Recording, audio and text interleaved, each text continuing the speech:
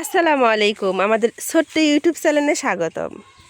আমার মেয়েকে যখন আমি বাড়িতে রেখে গেছিলাম, মেয়ে তো আমার ঢাকায় ছিল, তখন এই ছাগলগুলো কিনে দিছিলাম। আমার মেয়ে আবার ছাগল, তারপরে খরগোশ, পশু পাখি পছন্দ করে বেশি, কিনে দিছিলাম। আর এখন দেখেন মাত্র 1 বছরের মাথায় কতগুলো ছাগল হয়ে গেছে। 2টা বাচ্চা হয়েছে। আম্মু আরেকটা বাচ্চা কই কই? এই যে আমাদের সুমাইয়া কি সুন্দর বাচ্চা কোলে নিছে। ওই যে আরেকটা বাচ্চা, সুন্দর কতগুলো হয়ে গেছে 1 বছরে। মানে 2টা ছাগল কিনে দিছিলাম। এই যে এই সাদা 2টা কেনা হয়েছিল, আর এটা বাড়ির, এটা এর থেকে 2টা বাচ্চা হয়েছে। আবার কয়দিন পরে এগুলো বাচ্চা দেবে, দুইটা ছাগলই।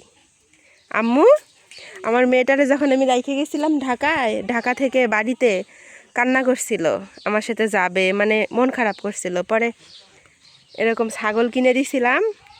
পরে সেই ছাগলের লোভে বাড়িতে থেকে গেছিল আমার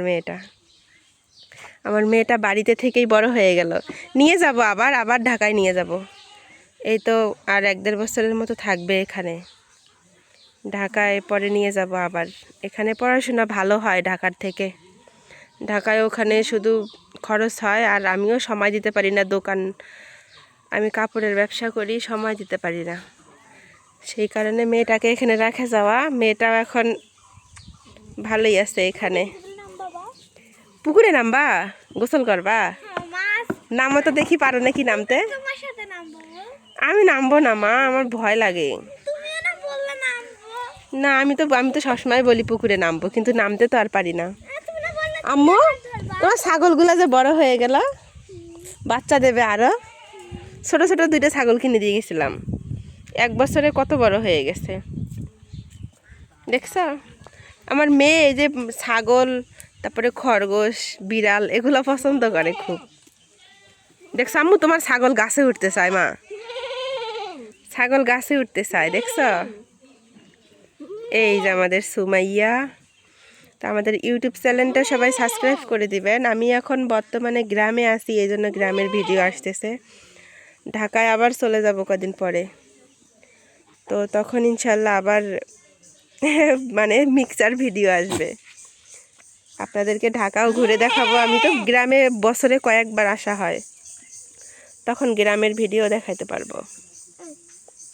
আমার মেয়েটার জন্য সবাই দোয়া করবেন। আম্মু এদিকে তাকাও, আম্মু এদিকে তাকাও। কই আম্মা?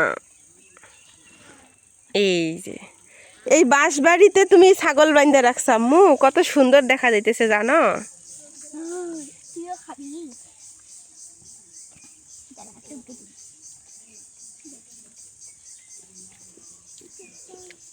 বাঁশের পাতা খাওয়াইবা না মা, বাঁশের পাতা খাওয়াইলে ছাগল ভালো থাকে না।